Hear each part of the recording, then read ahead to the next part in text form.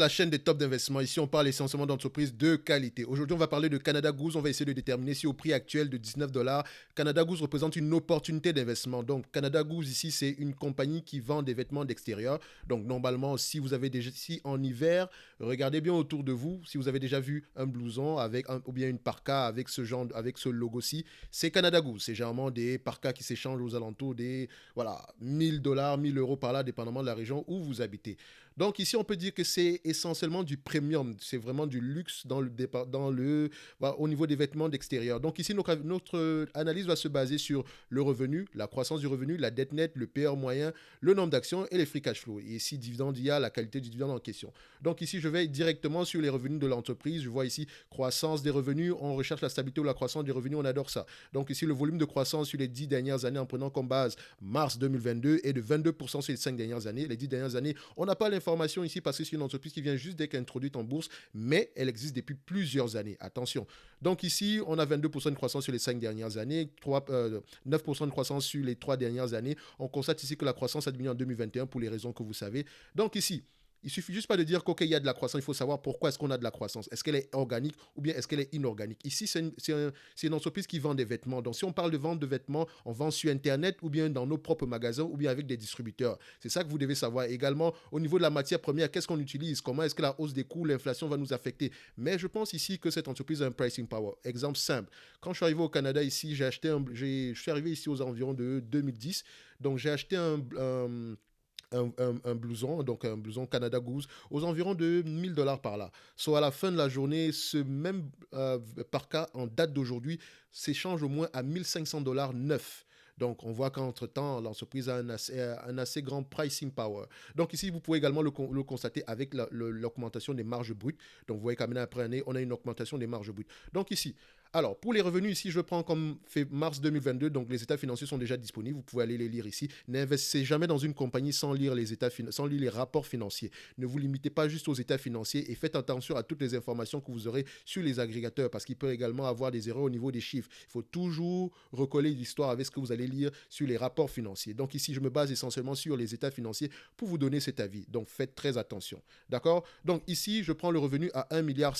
D'accord, j'arrondis directement. C'est en dollars canadiens. Encore une fois, c'est une information importante. Et ici, la croissance du revenu, vous constatez que sur les 10 dernières années, sur les 5 dernières années, on a 22%. 3 dernières années, on a 9%. Donc ici, on va se dire que, OK, on va être gentil. On va mettre 10% de croissance. D'accord? Donc, on va mettre 10% de croissance ici. D'accord, c'est tout à fait possible. Donc également, il peut y avoir un ralentissement, mais la croissance également dépend de la taille de marché. Et si vous voulez la comparer avec quelqu'un, par exemple, une entreprise, par exemple, essayez de regarder une entreprise qu'on appelle Montclair, qui fait, je ne dirais pas essentiellement la même chose, mais qui a également une grosse partie de son revenu dans à peu près les vêtements d'extérieur. D'accord? Donc, la dette nette ici, comme je vous l'ai dit, vous allez sur Yahoo Finance, valeur d'entreprise moins EBITDA, d'accord? Donc la valeur d'entreprise ici, c'est pas la valeur intrinsèque de l'entreprise. Attention, c'est très différent. Donc valeur d'entreprise, c'est capitalisation boursière plus la dette, plus ou moins la dette nette, d'accord? Donc ici, quand on arrive sur mon logiciel ici, je regarde. Donc ici, je prends comme dette nette 333 millions, d'accord? Donc la dette nette est de 333 millions, d'accord? Donc ici, le PR moyen, vêtements, quand on parle de vêtements d'extérieur, vêtements premium. Donc je vais prendre ici des free cash, des PER de 17, d'accord? 20, d'accord? Et 22. Vous pouvez aller également regarder dans l'industrie à combien est-ce que ça s'échange en moyenne. Ne prenez juste pas la période actuelle parce que la période actuelle peut être une période assez dépréciée. Donc 17, 20, 22, d'accord? Le nombre d'actions ici, on va prendre 105 millions d'actions, mais quand on parle du nombre d'actions, on doit également vérifier est-ce que ces actions ont tendance à croître ou bien baisser. Ici, on voit plutôt que les actions ont tendance à être stables. On avait 112 millions, 109 millions ici aujourd'hui. On est à peu près stable en date d'aujourd'hui. Donc, on va se prendre 109 millions ici pour le nombre d'actions. Donc, ici, on prend 109 millions. OK, donc 109, 105, si ça diminue entre temps, on pourra aller regarder ça ici, mais on ne cherche pas à avoir précisément raison. On va avoir le moins tort possible parce qu'ici, on reste sur la base d'une estimation. D'accord? Donc, on a 105 millions d'actions, donc on va prendre ce que notre logiciel nous donne ici parce que de toute façon, c'est avec lui qu'on va calculer. Et si vous avez un doute par rapport à la valeur d'entreprise, par rapport à la dette nette ou bien par rapport au nombre d'actions, vous pouvez le modifier. D'accord? De toute façon, vous avez le calcul ici devant vous. Donc, une fois qu'on a pris cette information-là, on regarde les free cash flow. Donc, pour les free cash flow ici, je vais comparer ici la marge nette. Donc, quand je regarde, c'est une entreprise, c'est une compagnie qui est en croissance. Donc, la première chose que je demande, c'est que la compagnie puisse s'autofinancer. Donc, les bénéfices opérationnels soient égaux au moins aux dépenses en capital. Donc, vous devez au moins avoir operating cash flow égal à capital expenditure. Ici, c'est en anglais. Je vous ai déjà montré comment est-ce que vous pouvez faire pour le mettre en français. Donc, en venant ici, en tapant FR, et ici, on met FR, on valide l'information que ça nous donne ici. Boum, c'est directement en français. Donc, ça nous donne ici flux de trésorerie d'exploitation moins dépenses en capital doit être égal au moins à zéro. C'est ce qu'on appelle l'autofinancement. Ça veut dire que l'entreprise actuellement n'a pas besoin des mecs de la dette ou bien des mecs de nouvelles actions pour s'autofinancer, pour financer la croissance. Donc, une fois qu'on a ces informations-là, toujours ici, il faut toujours poser la question, est-ce que c'est une dépense en capital de croissance ou bien de maintenance? Ce n'est pas la même chose, d'accord? La maintenance, c'est plus important, c'est dans le sens où si l'entreprise vient en difficulté présentement, elle peut couper la dépense de croissance, la dépense en capital de croissance ici, afin de pouvoir maintenir ses infrastructures en place et générer au moins des revenus stables. C'est très important. Donc, une fois qu'on a ici nos informations, on recherche ici la moyenne par rapport à la marge nette, au free cash flow. 10% en 2022, 28% en 2021, 2%, 15% ici en 2018.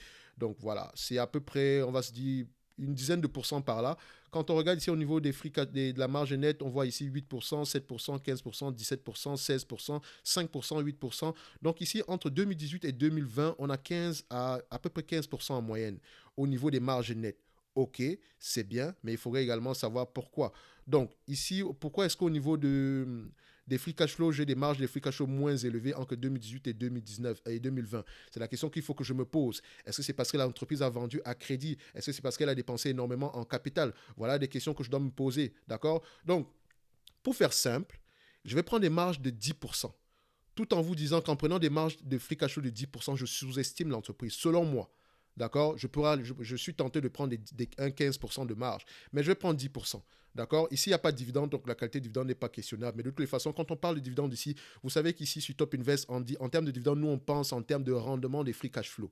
D'accord? On ne se limite pas juste au rendement du dividende. Rendement de free cash flow, ça veut juste dire que si l'entreprise me distribue la totalité des free cash flow ici en termes de dividende, quel est le rendement que j'aurai? Parce que c'est avec le free cash flow qu'on paye la dette, c'est avec le free cash flow qu'on repaye les actions, c'est avec le free cash flow qu'on paye le dividende. Donc, c'est le free cash flow qui est important. D'accord? Ne vous limitez pas à l'arbre qui cache la forêt, que j'appelle généralement le dividende ou la croissance dividende. Ça n'a aucune importance entre parenthèses. D'accord?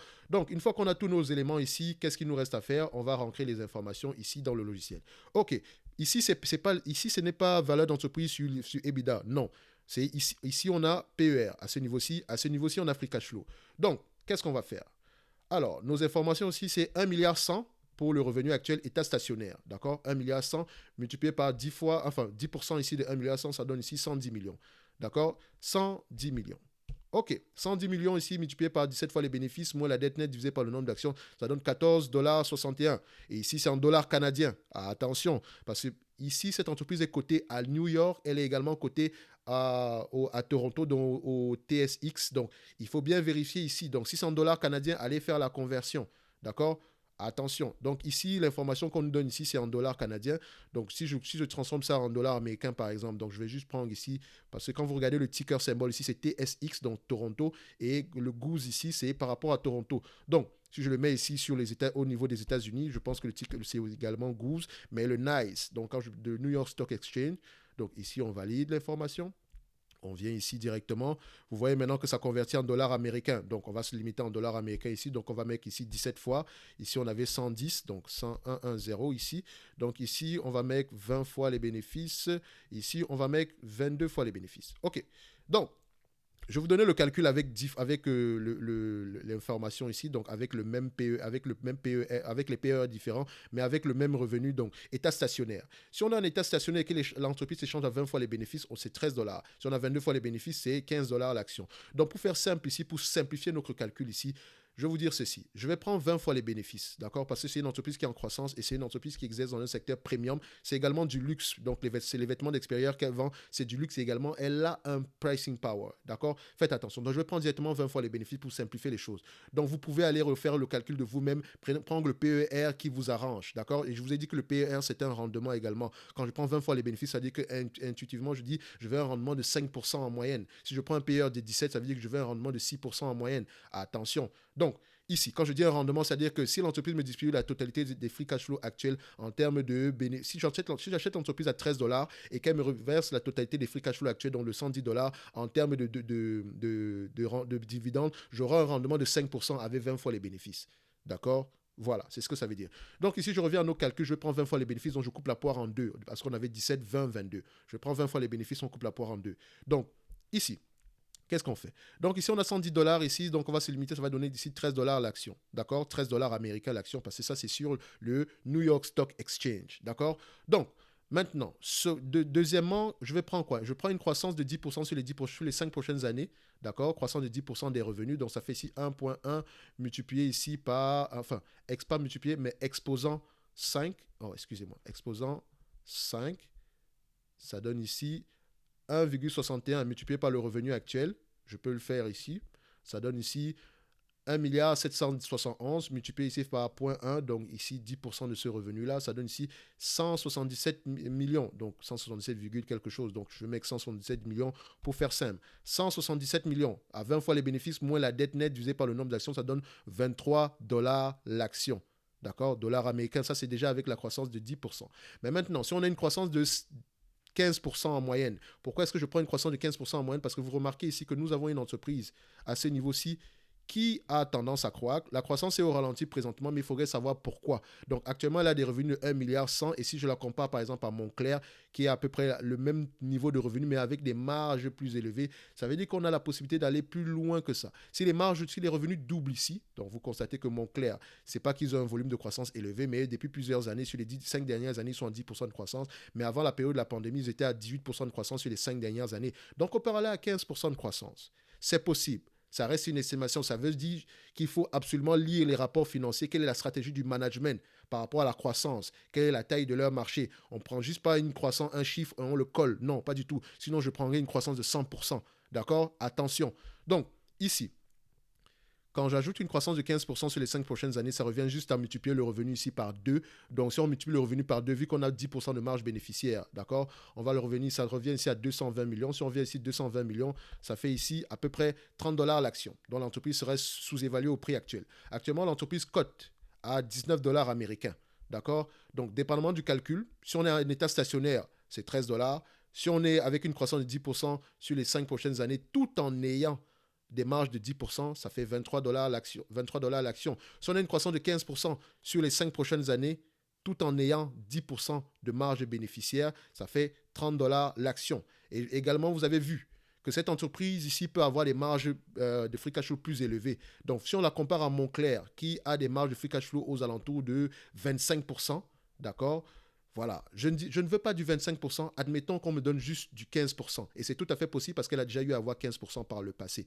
Regardez ici, au niveau des marges nettes, ici, elle a eu 15%. Sans doute, les free cash flow n'ont pas suivi parce qu'il y a énormément de dépenses en capital pour générer une croissance supplémentaire. Mais les marges brutes augmentent, c'est déjà une bonne information. Les marges opérationnelles également augmentent au même niveau que les marges brutes. Donc, faites très attention. Ici, on a une réduction des marges opérationnelles, c'est-à-dire que peut-être ici, à ce niveau-ci, on a eu une augmentation des matières premières ou bien également une augmentation du prix, des dépenses en termes de personnel. Donc, regardez bien ces informations-là. Donc, on peut quand même avoir 15% de marge bénéficiaire. Et je vais faire simple. Si on a 10% de croissance des revenus avec 15% de marge bénéficiaire, ça nous revient ici à prendre le revenu actuel. Donc, si on avait 177 millions, d'accord, ici, on le divisait par 10. D'accord? Je vais plutôt le multiplier maintenant par 15. Ça revient toujours à la même chose. Vous pouvez prendre 15% de 1,771 milliard. Ça va vous donner 265 millions. D'accord? Parce que si je divise ici par 0,15, qu'est-ce qu'on observe, qu'est-ce qu'on donne comme information? À peu près 170 millions. Donc, 1,771 milliard. Donc, 1,770 milliard, c'est à peu près la même chose. Donc, ici, on va arrondir à 266 pour faire simple. C'est 265. Donc, on va l'arrondir 0,50. Donc, on va l'arrondir à 266 ici. Donc, quand on prend ici 266, ça nous donne ici 37 dollars l'action. Donc, si on a une croissance de 10% sur les 5 prochaines années, tout en ayant des marges bénéficiaires de 15%, on sera aux alentours de 37 dollars l'action. D'accord? Donc, tout dépend ici des marges de free cash flow, de la croissance des revenus. D'accord? Donc, ici, je pourrais vous dire que, voilà, dépendamment de ce qu'on va regarder, on oscille entre 30 et 40 dollars l'action. D'accord? Et actuellement, ce qui me permet de dire qu'actuellement, cette entreprise pourrait représenter une opportunité d'investissement au prix actuel de 19 dollars. D'accord? Admettons même qu'il n'y ait pas de croissance. J'espère que vous me suivez toujours. Admettons qu'il n'y ait pas de croissance et qu'actuellement l'entreprise puisse avoir gardé, retenir, remettre enfin, obtenir des marges à nouveau de 15% comme par le passé, d'accord? Sans croissance du tout, avec 20 fois les bénéfices, ça nous remet ici à 165 dollars, d'accord? Donc, ça nous donne ici à peu près 22 dollars l'action. Donc, état stationnaire, c'est pas qu'on ait une opportunité d'investissement. Donc, sans croissance, avec des marges de 15% avec les revenus actuels de 1,1 milliard, le prix actuel est bon. Donc, tout revenu supplémentaire avec des marges de 15% actuelles, ça représente une opportunité d'investissement, une opportunité de croissance des revenus, donc une opportunité de croissance des marges. D'accord? Enfin, en termes de volume. Donc, ici, je vous dirais que Canada Goose représente une opportunité d'investissement, donc je vais la mettre dans ma watchlist et elle sera certainement dans mon prochain top 5. Donc, n'hésitez pas à aller regarder cette entreprise si elle vous intéresse ici. Faites parler les chiffres. Donc, idéalement, pour moi, je me dirais que cette entreprise ici, voilà, aux alentours de, on pourrait avoir ici, aux alentours de, entre, voilà, pour faire simple, d'accord, je vais la mettre ici, je vais être gentil. Donc, je vais prendre avec des marges comme les marges qu'on avait précédemment aux alentours de 177 dollars. Donc, je ne vais pas essayer d'exagérer. Donc, je vais me dire que l'entreprise ici, au prix actuel, offre une opportunité d'investissement, d'accord, mais toute augmentation des marges supplémentaires pourrait entraîner une croissance en termes de la valeur. Donc, c'est une belle entreprise. Au prix actuel, ça m'intéresse. Peut-être que je n'irai pas avec 5% de mon portefeuille. J'aurais peut-être avec moins que ça. Mais si le prix continue à baisser, j'achèterai encore plus. Mais ça dépend de votre connaissance générale, ça dépend des connaissances générales dans ce secteur d'activité. Faites très très attention au secteur du commerce au détail. Privilégiez généralement les entreprises qui ont une stratégie, enfin, une stratégie commerciale tout à fait correcte. Il n'y a pas de solde dans le luxe. Il n'y a pas de luxe abordable. Donc, il ne faut pas que cette entreprise commette les mêmes erreurs que Morningstar. Excusez-moi. Comment on appelle ça? L'entreprise qu'on appelle Michael Kors. Je voulais dire Michael Kors, pas Morningstar. Morningstar ne vend pas de vêtements. Donc ici, je vous ai donné plusieurs types de valeurs. Vous avez vu que mon raisonnement peut changer dépendamment de la marge, dépendamment ici de la croissance du revenu. Mais dépendamment de ce que j'ai pris, on va se situer entre 30 et 40 dollars l'action par là. Donc 30 et 37 si vous voulez avec précision. Donc le prix actuel serait juste correct pour représenter une opportunité d'investissement avec des marges de 15%, une croissance du revenu de 10%. Donc ce qui est tout à fait possible. Donc pour moi, Canada Goose représente une opportunité d'investissement au prix actuel. Donc c'est tout pour aujourd'hui. On se donne rendez-vous sur la prochaine vidéo. Merci.